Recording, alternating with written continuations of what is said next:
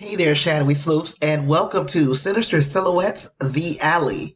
On this little segment, we're going to dive headfirst into some weird, wacky, and just strange news stories from all over the world. But these are not your normal stories that I would typically talk about on the podcast. These are ones that'll make you raise an eyebrow, shake your head, maybe even question reality itself. So buckle up, because we're about to take a wild ride through the realm of strange news that'll make you wonder if we're living in a real-life Twilight Zone. So, before we get started, make sure you're subscribed to my channel so you don't miss out on any of these mind-boggling updates. And if you stumbled upon some odd news yourself, do not hesitate to share it with me in the comments. I love a good head-scratcher. With all of that, let's get into today's stories.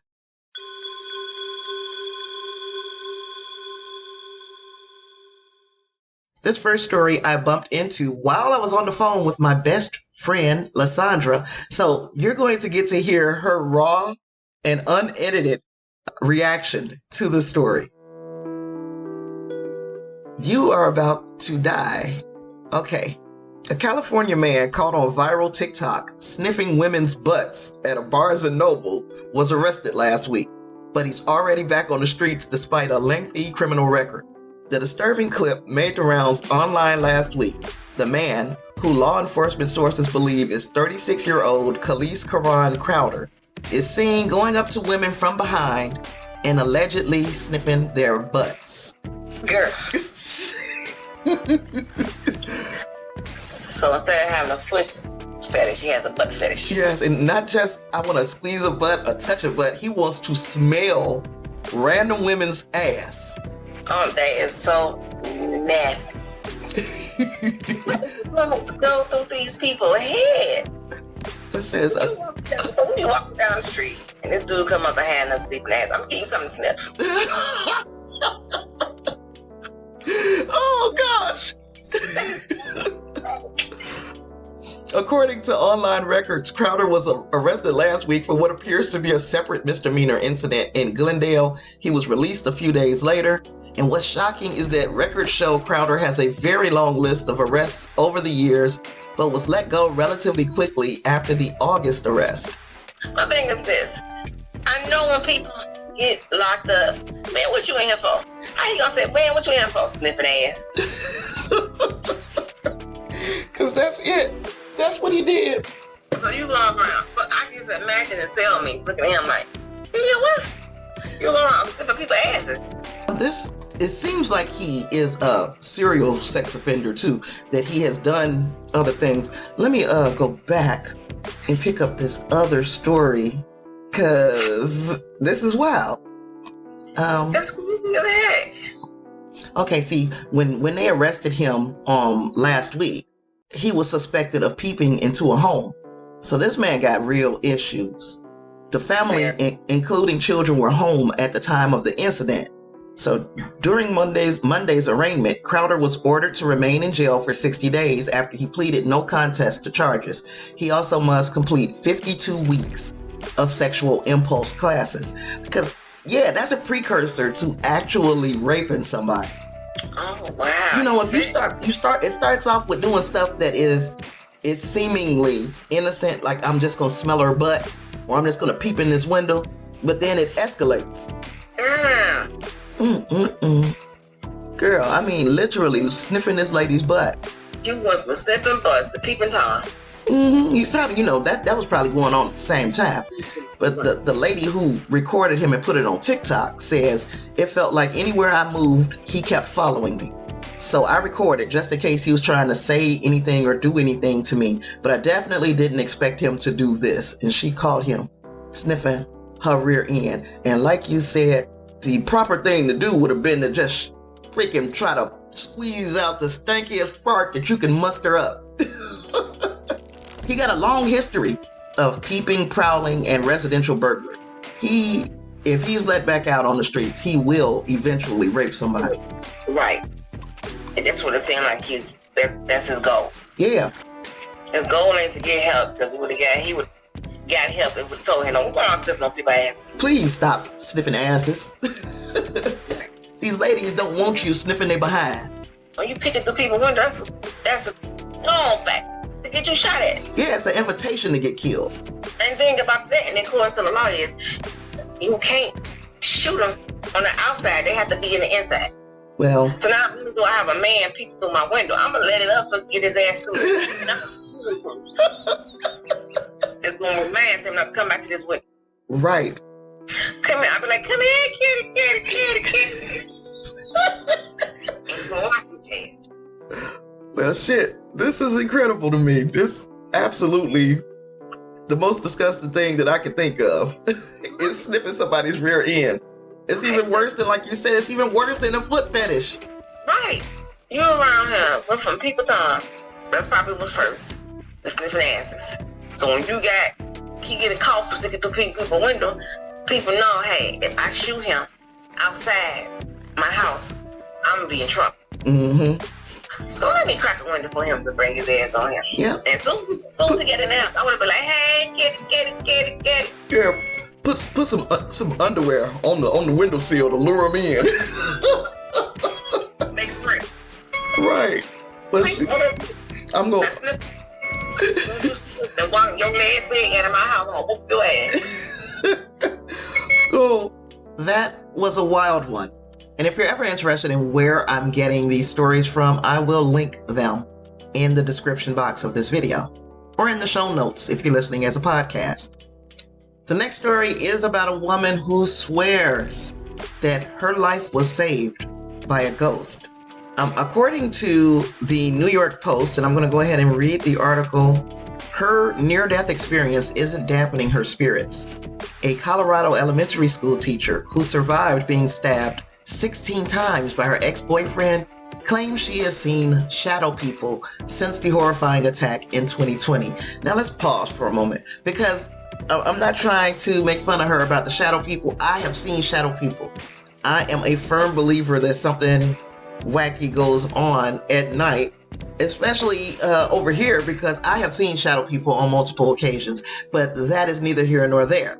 Eilish Poe, 25, made the ghostly revelation last month during a 5-episode run on the Otherworld podcast. So the Texas native swears she saw 3 crystal clear ghosts of people who died in her lifetime and insists one even helped her reach her phone to call for help as the assault unfolded on November 4th, 2020.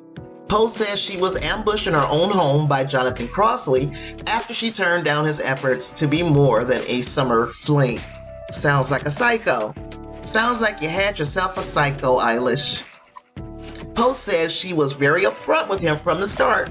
Some people do not understand that I'm not looking for anything serious. Some people don't understand that. But she was upfront with him from the start and sought to distance herself from Crossley when things turned quote-unquote sour.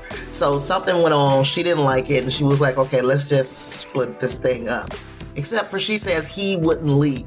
He kept leaving really intense voice messages saying, I love you, I'm not going to let you go. And she says she was scared. The spurned lover reportedly snuck into her home and waited in a crawl space for 26 hours. Dude, you was really committed to the bit on this one.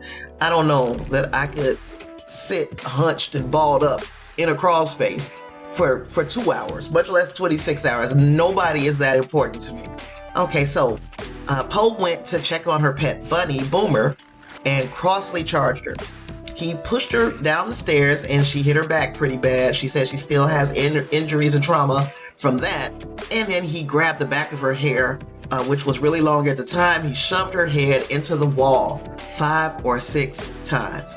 Then he produced a knife and stabbed her in the neck, torso, and arms.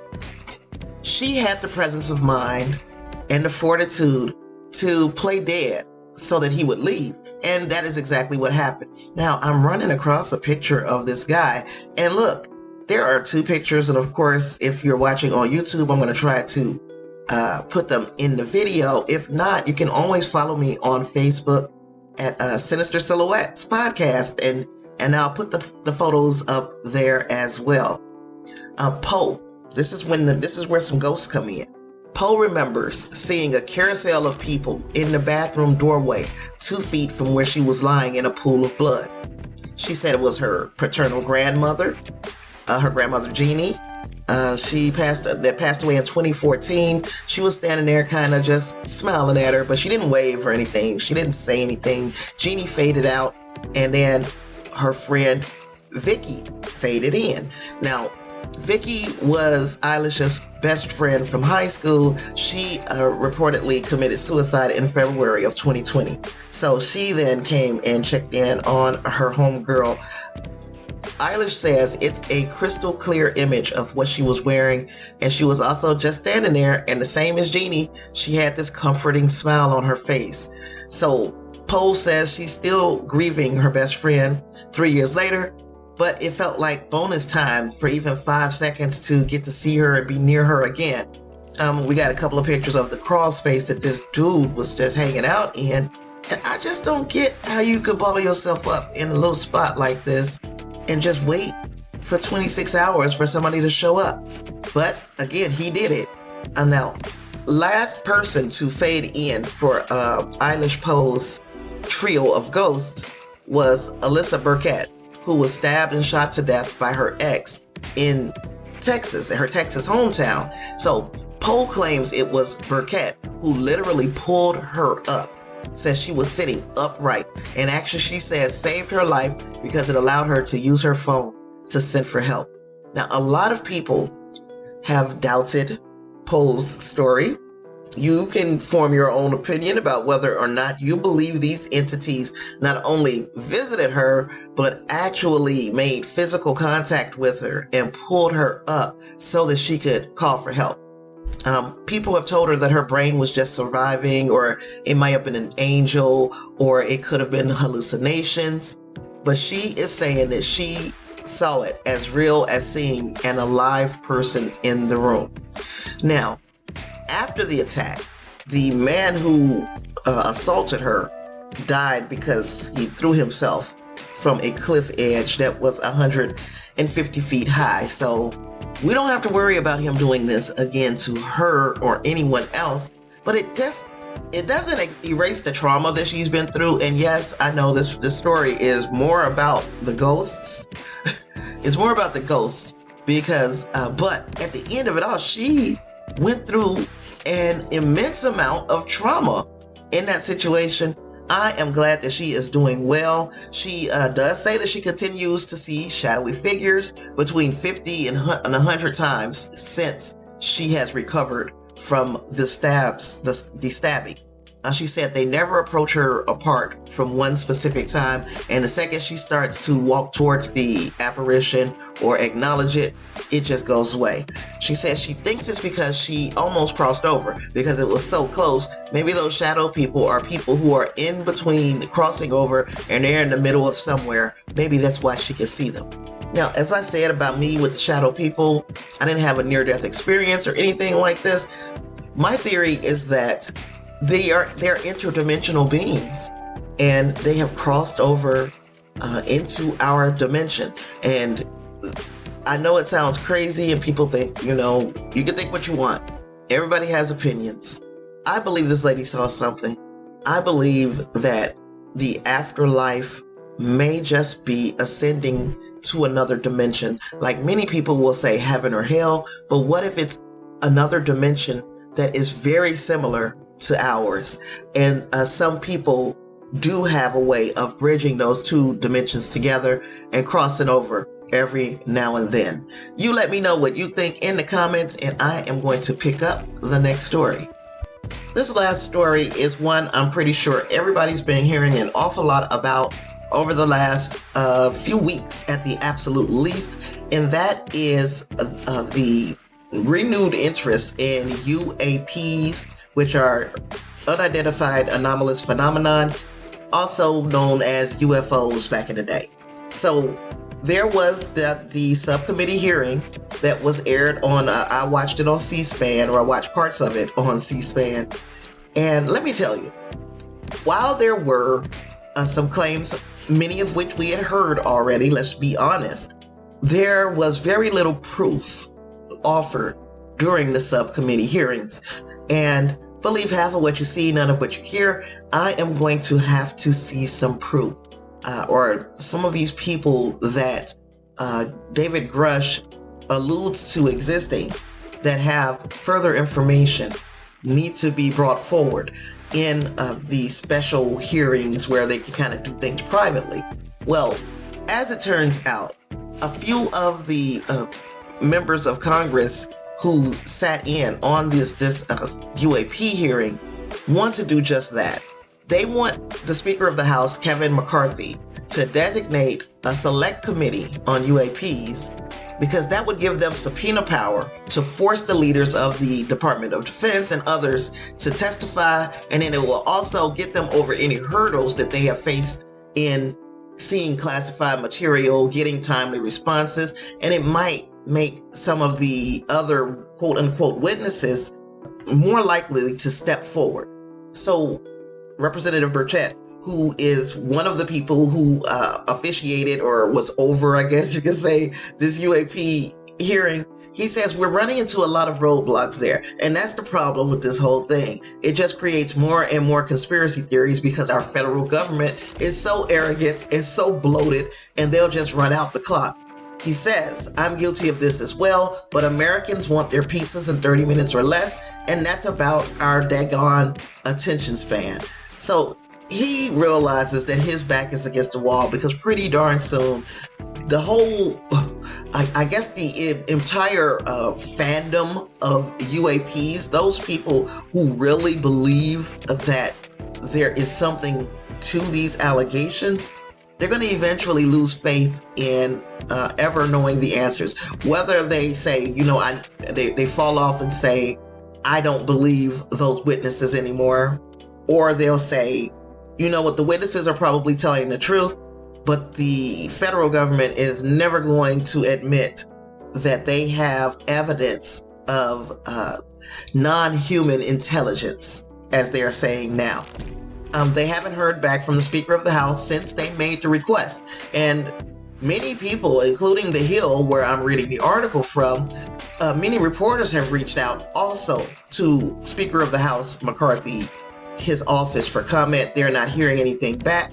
Again, those three witnesses who say they have firsthand knowledge of UAP sightings. We have some big names, heavy hitters. Former Intelligence Office whistleblower David Grush claimed the government has recovered non-human biological pilots from downed UAPs, which the Pentagon has denied. Of course, there has been a little bit of a smear campaign against David. I keep calling him David Grush. I apologize. It's David Grush. There's been a little bit of a smear campaign. You're starting to see that his medical records are being released to the public because the police had to get involved in a situation between him and his wife where she thought that he needed an intervention. And those records were released to the public. I won't be sharing those records because that's his medical business. And to be quite honest, I don't think it is relevant, even though they're trying to push that he might be mentally impaired because of some of the things that are in his medical record. I happen to know that you can have mental health issue and not be cuckoo for Cocoa Puffs. Those two things are not, they're not the same. I myself suffer from some difficulties with mental health, and I'm not crazy. You can believe pretty much most of the things that I say. Sometimes I might tell a whopper here or there, but anywho, so David Grush said he couldn't speak on some of the things. In fact, he said it an awful lot in that hearing that he couldn't speak about it because it's classified, but he'd be happy to do it in private. They would like to get that into an open forum, as far as having a select committee for the UAP situation. Now, the excuse that the Department of Defense is using for us not being able to get a SCIF is that Grush doesn't have an active security clearance. So unless he has active clearance, they're saying that he can't divulge information to us, which one, they believe is false, and that's Luna Representative Luna who said this at the Hill event. The Department of Defense is literally trying to stonewall us. So, it's getting to the point where it's starting to feel like we're not going to get the answers that we're hoping for. I'm going to continue to cross my fingers. These people who came forward, again, a couple of them came forward with stories that we had heard before. I still have questions. UAP the size of football fields. I'm a proponent for interdimensional beings. So are we saying that this came from another dimension? Because it's hard to imagine something the size of a football field would enter our atmosphere and nobody would pick it up. And I also am hearing about civilian pilots who have seen things in the air, and that's believable because they're up there a lot. But how often do we get civilians, people who are passengers in civilian aircraft? Why don't they report more often that they've seen UFOs, especially those people who are frequent flyers? The longer you're in the sky, the more often you're in the sky, the more likely you would see something. You mean nobody has ever spotted something from a plane? And if you spotted something from a plane, I'd sure like to hear about it. Drop it in the comments or send me an email at sinistersilhouettespodcast@gmail.com. But yeah, this is something, of course, because I have a vested interest in UAPs, the non-human intelligence, wondering where they're coming from, whether they are from interplanetary sources, or are they from right here, just from another dimension, just from a fold from one reality to the other. I would like to know what you guys think. And that's all I got today for the alley. I don't know how often I'm going to do this, so I'm not about to make you any promises. Keep your eyes and ears open. And again, submit your stories. And if we get submissions in, I might be able to do this even more often. With all that being said, I appreciate you guys for hanging out with me today. Be safe out there, shadowy sleuths. Peace.